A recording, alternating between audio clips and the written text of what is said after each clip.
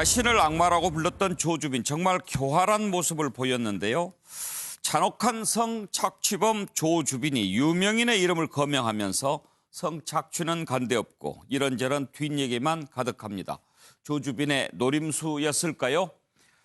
자, 어제 우리가 녹취 다시 한번 들어보겠습니다만 손석희 JTBC 사장 그리고 김웅 프리랜서 기자, 윤장현 전 광주시장께 죄송하다라고 했습니다. 왜 그런 얘기를 했나? 일단은 뭐 자신한테 쏟아지는 화살을 이쪽으로 좀 피하려고 하는 그런 의도도 있어 보입니다만 내용을 확인해 봤더니 사기 피해자들이었습니다. 손석희 사장에게는 만약에 돈을 보내지 않으면 가족에게 위해를 가하겠다. 이런 협박을 한 거죠. 그래서 손석희 사장 돈을 건넸습니다. 얼마인지 확인은 되지 않지만 1,000만 원 가량 된다고 알려지고 있습니다. 손석희 사장은 실제로 두렵기도 하고 또 증거를 확보하기 위해서 어쩔 수 없이 그랬다라고 얘기합니다. 김웅 기자 1,500만 원을 보냈습니다. 손석희 사장 관련한 영상도 있고 또 다른 정치인 정보 USB 주겠다라고 속여서 돈을 뜯어낸 건데요. 지금 김웅 기자는 뭐 별다른 답을 하지 않고 있습니다. 윤장현 전 시장 왜 이렇게 사기를 자주 당하는지요? 청와대 실장이라고 사칭하면서 좋은 자리 주겠다라고 해서 수천만 원, 또 억울함을 풀 기회를 준다. 손석희 사장과 내가 잘 아는데 JTBC에 출연해서 해명할 기회를 주겠다. 이렇게 해서 사기를 쳤습니다. 실제로 돈이 건네졌습니다. 왜 이런 사람들, 정치인 또 명색이 기자, 언론인 왜 이렇게 넘어가야만 했을까요?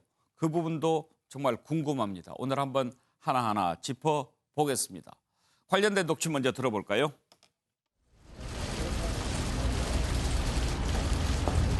피해자들께 할 말 없으십니까? 손석희 사장님, 윤장현 시장님, 김웅 기자님을 비롯해 저에게 피해를 입은 모든 분들께 진심으로 사죄의 말씀을 드립니다. 멈출 수 없었던 악마의 삶을 멈춰주셔서 정말 감사합니다. 음란물 유포 혐의 인정하십니까?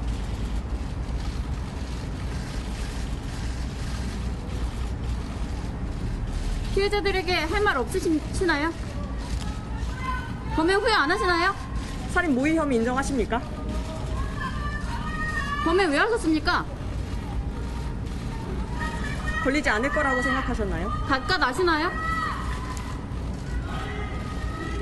미성년자 피해자들 많은데 죄책감 안 느끼시나요? 죄책감 안 느끼시나요? 자, 이제 그만하실게요. 성착취물 유포 혐의 인정하십니까? 죄책감 안 느끼시나요? 각각 아시나요?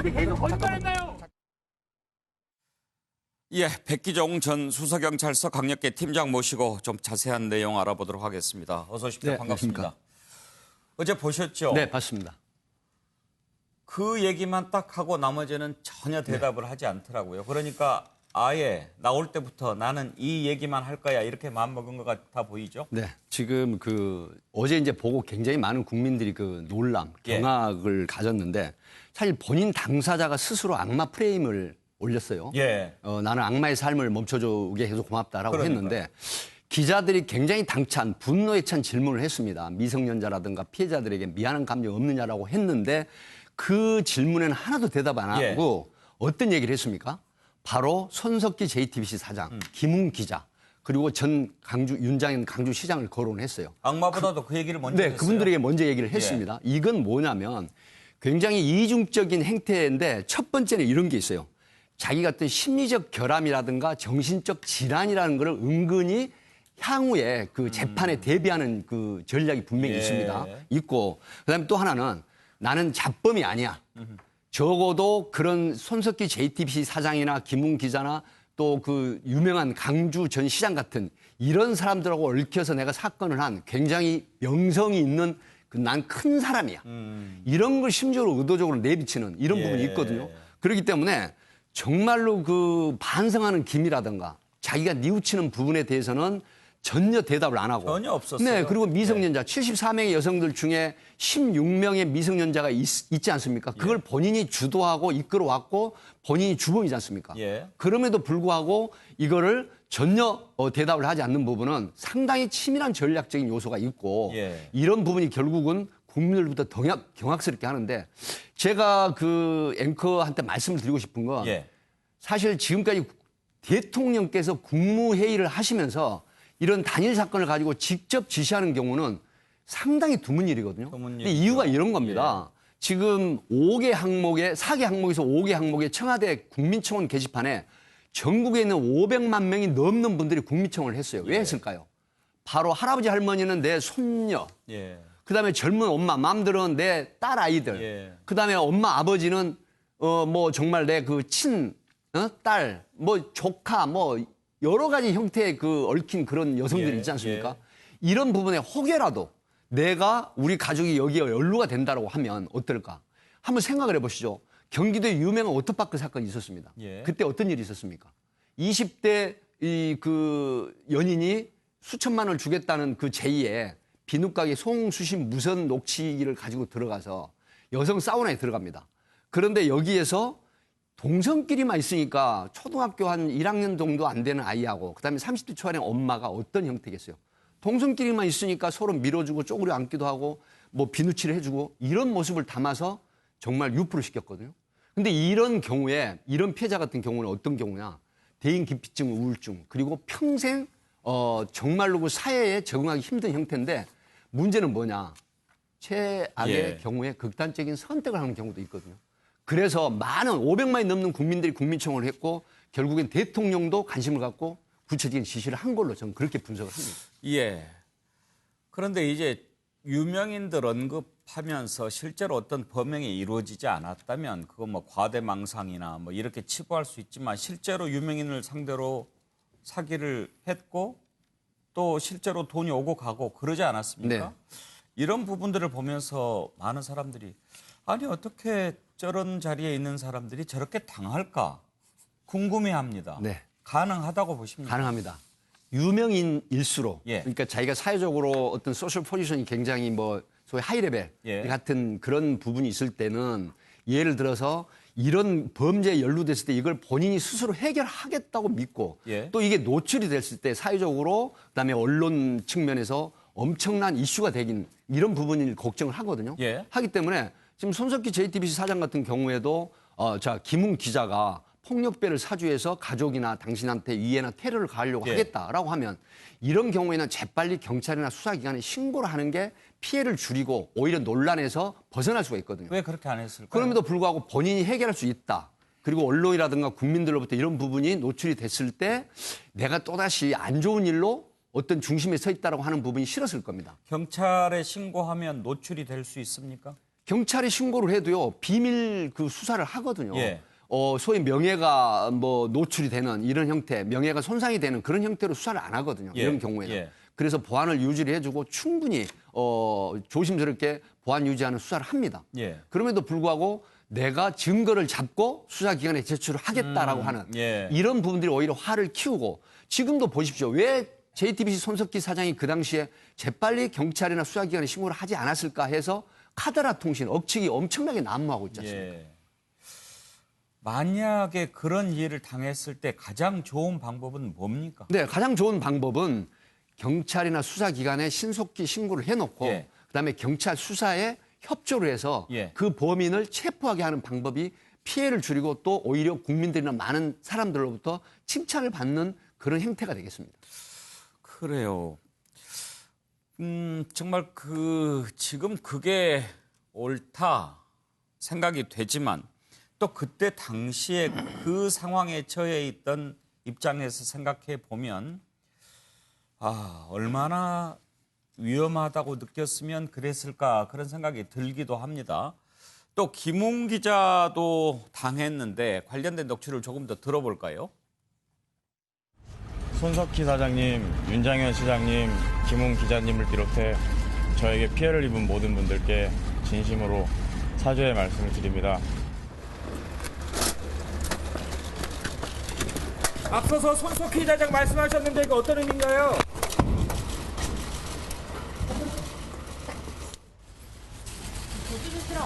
계신가요? 어떤 제안을 받으셨습니까?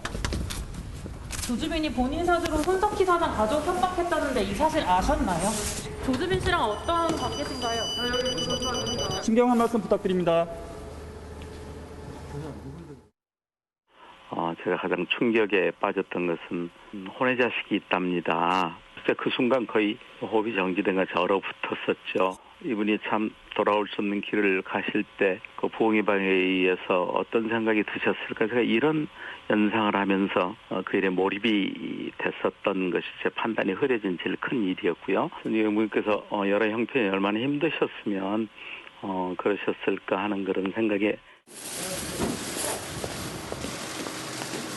아닙니다. 오늘 못다한 이야기 사실대로 다 이야기하겠습니다. 1억 원이 비서명의로 입금됐다고 했어요. 이유가 뭔가요? 그때 심부름을 시켰을 뿐입니다. 그냥 채용 비리 부분도 인정하신 겁니까? 네. 예, 김성환 평론가. 어제 마침 이제 또 손석희 사장과 김웅 기자 간의 그 재판이 있었죠. 네. 본갈 미수 관련해서. 그래서 이제 김웅 법원에 이렇게 출석할 때 인터뷰를 했는데 왜 이번에는 침묵을 지켰을까 그것도 궁금합니다. 상황은 김웅 기자한테 그렇게 유리한 상황으로 돌아가는 건 아닙니다. 그러니까 경찰이 기소를 하기도 했고요. 김웅 기자가 그동안에 손석희 사장을 상대로 해서 여러 가지 협박을 했다고 하는 얘기들을 계속 손석희 사장이 주장을 했고 경찰이 또 그 부분에 대해서 경찰 조사 과정에서 받아들였거든요. 저는 이번에 이제 조주빈이 손석희 사장을 언급한 부분은 좀 맥락을 우리가 이해할 필요가 있다고 생각하는데요.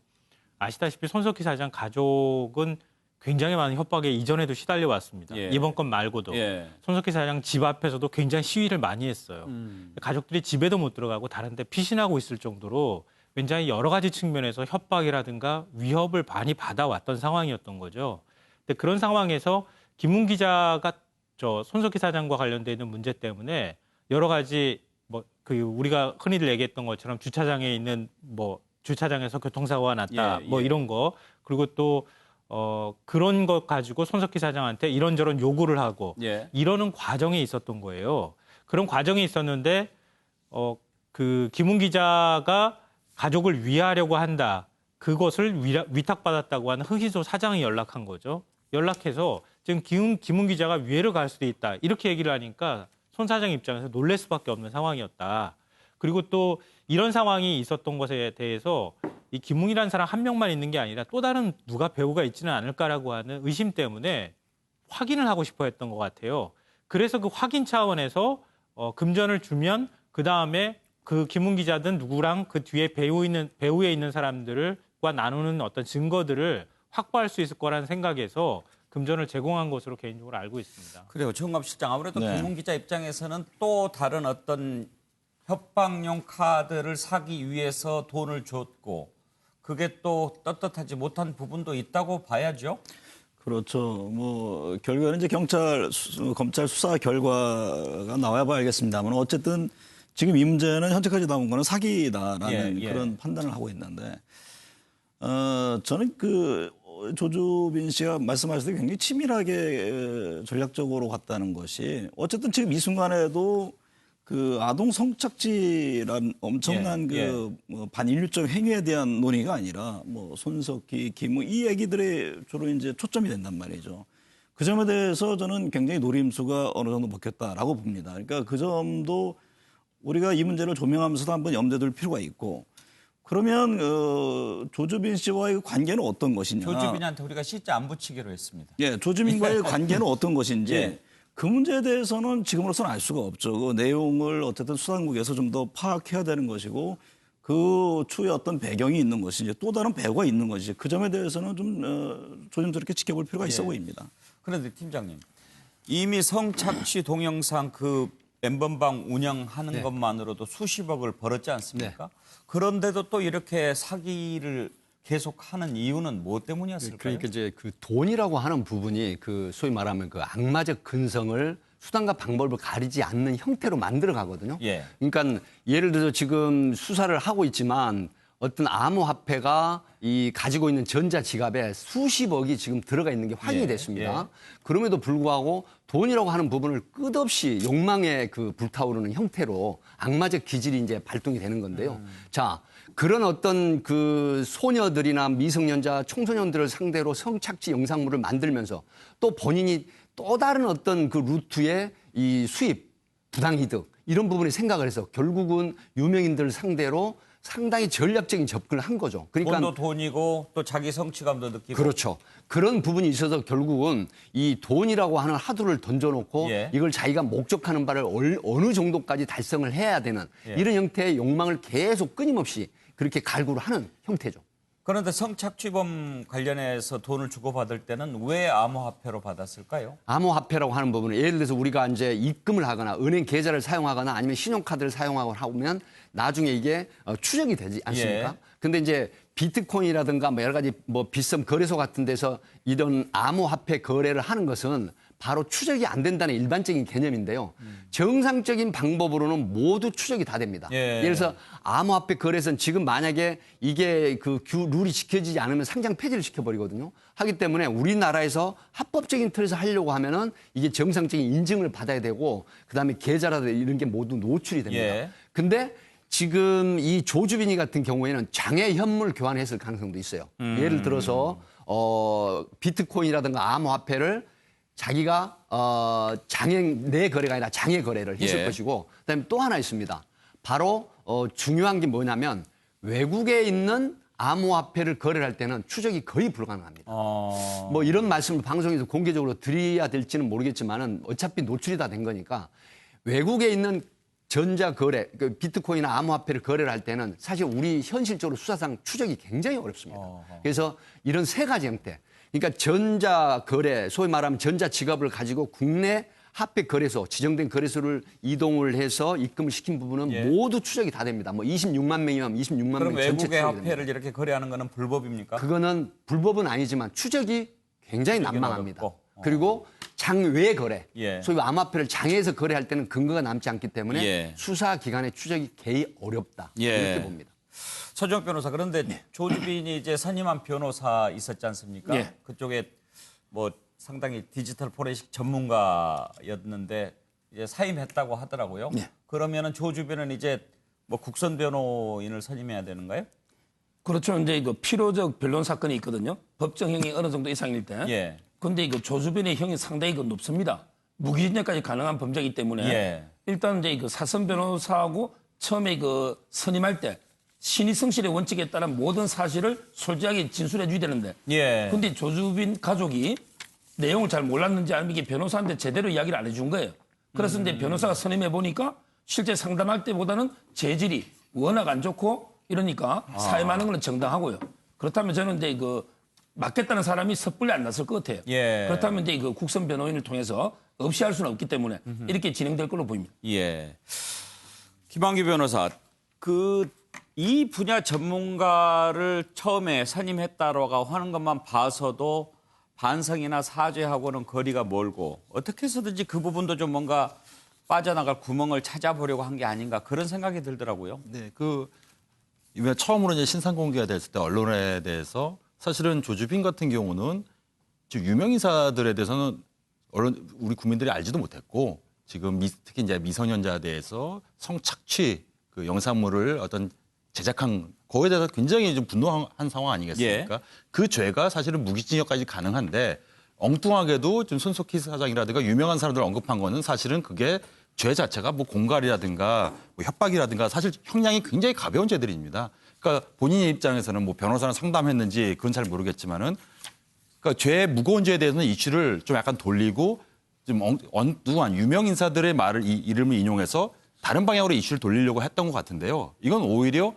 여죄에 대해서 본인이 어떻게 보면 자백한 거랑 마찬가지고 왜냐하면 피해자들도 인정했으니까 손석희 사장한테 돈을 입금했다 인정했으니까 죄가 더 추가된 것뿐이고요. 지금 아마 검찰에서 20일 동안 수사를 할 텐데요.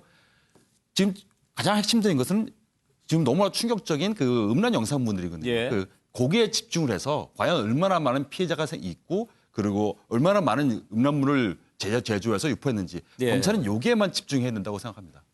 그런데 팀장님, 조주빈이가 손석희 사장 전화번호 같은 것은 어떻게 알았을까요? 여러 가지 루트가 있는데요. 이제 개인정보보호법을 거론 안 할 수가 없습니다. 예. 지금 조주빈이가 왜 그 범죄 지능이 굉장히 정말 높다라고 하는 부분을 수사학 측면에서 말씀을 드려보면 자, 이런 범죄를 저지르는 사람이 왜 사회복무요원, 소위 말하면 시군구에서 근무하는 사회복무요원, 옛날에 고위근무지만 요즘은 예. 사회복무요원이라고 하거든요.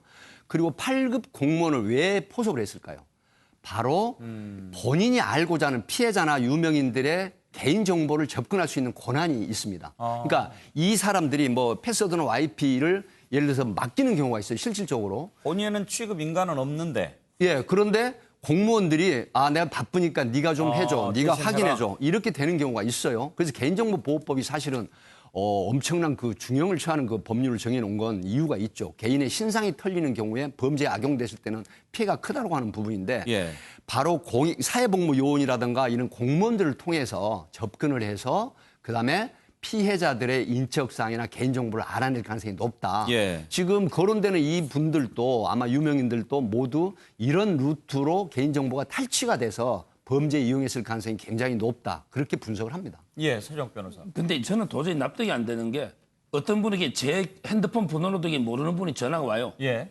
자, 그럼 이게 어떻게 합니까? 제가 누구한테 번호를 알았습니까? 예. 물어보고 믿을 만한 사람한테 이게 알았으면 그 사람을 믿지만 이런 식으로 이게 개인정보를 탈취해서 그냥 핸드폰 번호 알아서 전화하면 그 사람하고 이게 말도 안 섞지 않습니까?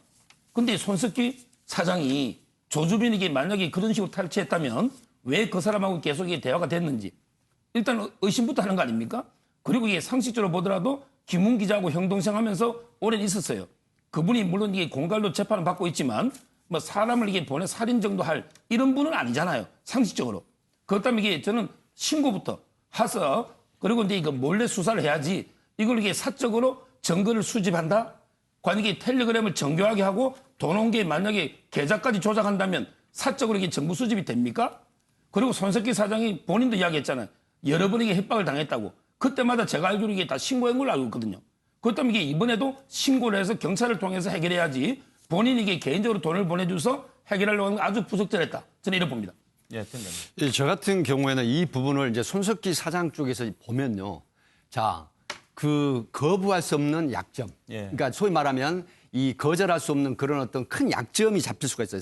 상대적인 약점을 잡히고 예를 들어서 거부할 수 없는 제안을 한단 말이죠. 근데 그게 뭐냐면 손석희 사장 입장에서는 김웅 기자 쪽에서 갈등이 있었고 또 형사 고소가 된 상태에서 재판까지 가는 이런 형태이기 때문에 진짜 나한테 감정을 가지고 어떤 테러나 어떤 그 폭력배들을 동원해서 가족이나 나를 이해를 할 수 있다라고 하는 생각을 했다라고 하면 이 부분을 의심을 했을 겁니다. 그럼에도 불구하고 실제 있었던 사건에 우리 가족이나 내가 테러를 당할 가능성이 있다라고 했을 때는 황급히 증거를 찾고 싶었던 그런 욕심이 있었을 가능성이 있습니다. 자, 이 또 조주빈의 범행 수법을 들여다보면 참 범죄단체 조직 뺨치는 수법들이었습니다. 지금 뭐 얘기 들어보셨겠지만 가상화폐를 통한 은밀한 거래라든지요. 또 공범을 두고 역할을 분담하는 그런 형식으로 범행을 해왔습니다. 그런가 하면은 또 이런 것과 관련해서 신고를 못하도록 수위 높은 영상을 볼 때 인증샷이나 주민등록증 사진을 요구한다든지 이런 식으로 또 안전장치까지 걸어 놨다는 겁니다. 이런 걸 보면 참 이 머릿속에 뭐가 들었을까 궁금한데요. 지금 이런 것이 아직도 성행하고 있습니다.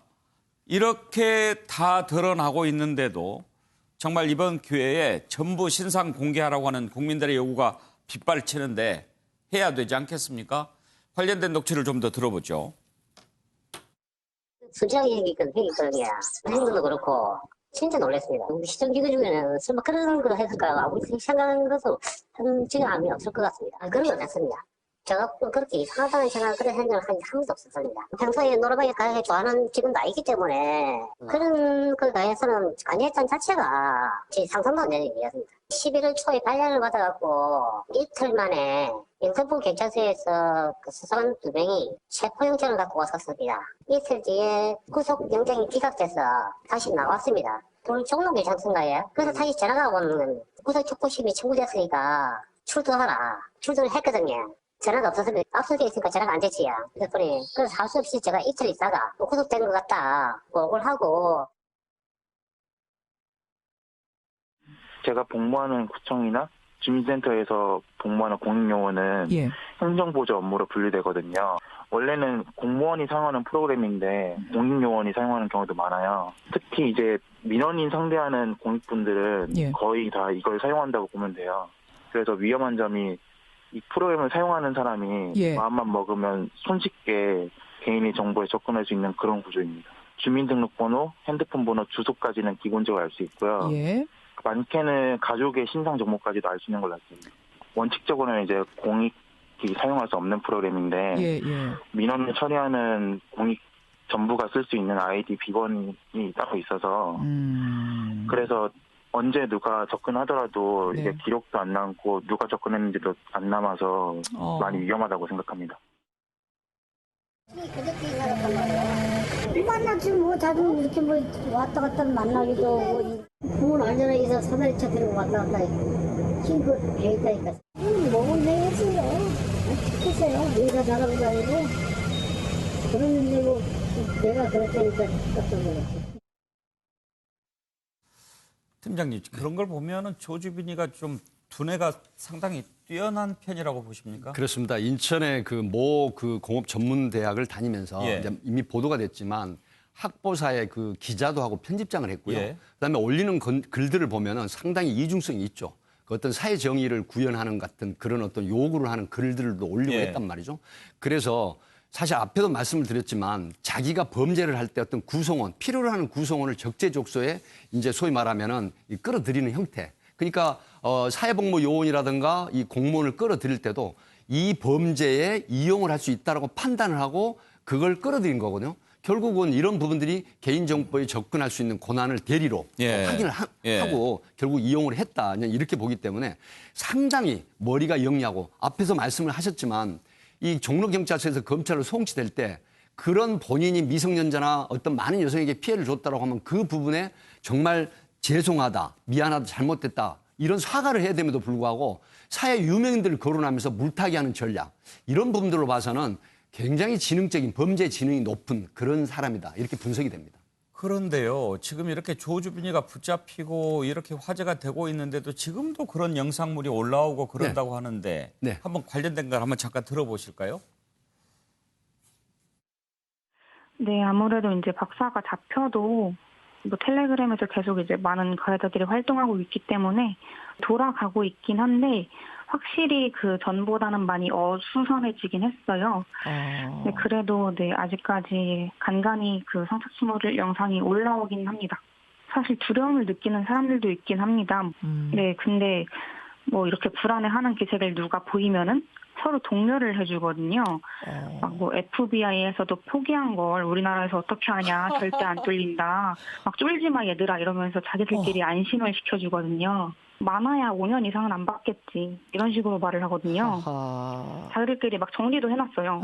이전에 잡힌 사람들이 얼마나 받았는지. 세상에. 뭐 집유로 끝난다 이런 식으로 말하기도 하고요. 나는 안 잡힌다고 이렇게 생각하는 거죠. 지금 굉장히 잘못된 겁니다. 저희 수사 경험을 말씀드리면요. 사실 텔레그램이라든가 뭐 위챗이라든가 중국의 뭐 독일에서 사용한 여러 가지 지금 이번에도 위커라는 그 N번방에 위커라는 VVIP 방이 있습니다. 150만 원을 주고 그 사람의 인증을 받아서 들어가서 확인하는 그게 이제 바로 그 위커라는 방이었거든요. 조주빈이가 만든 VVIP 방인데 지금 텔레그램 같은 경우도요. 이 보도를 보면은 거의 수사가 난망하다고 하는데 아닙니다. 이거는 예를 들어서 미국 같은 경우에 이제 여러분들이 많이 그거 아셨겠지만은 자, 1급 살인, 2급 살인, 뭐 3급 살인 있지 않습니까? 근데 청소년이나 미성년을 상대로 한 성범죄는 1급 살인에 준해서 중형을 내리는 게 이제 미국이거든요. 하기 때문에 우리나라에서 청소년이나 미성년을 성착취물 영상을 만들었다라고 해서 만약에 사법 공조를 하게 되면요. 미국에서는 아마 가장 우선적으로 이걸 협조를 해줍니다. 그래서 결국은 모두 추적이 가능하다 이렇게 보기 때문에 지금 우리가 IT 강국이지 않습니까? 충분히 이거는 규명해내고 수사를 해서 추적되고 검거를 할 수 있다. 이렇게 말씀드립니다. 정말 확실히 다 잡힌다, 끝까지 다 추적된다 이런 것을 확실히 좀 알아야 될 것 같고요. 근데 저는 이번 기회에 그러기 위해서는요. 그러니까 사실은 이 문제는 사회에서 그동안 방조를 했다고 봅니다. 그러니까 아동과 여성에 대한 디지털 성범죄가 계속 얘기가 돼 왔거든요. 근데 실질적으로 법원의 판결이라든가 보면은 법정 어떤 최소 형량에도 미치지 못하는 판결을 내린단 말이죠.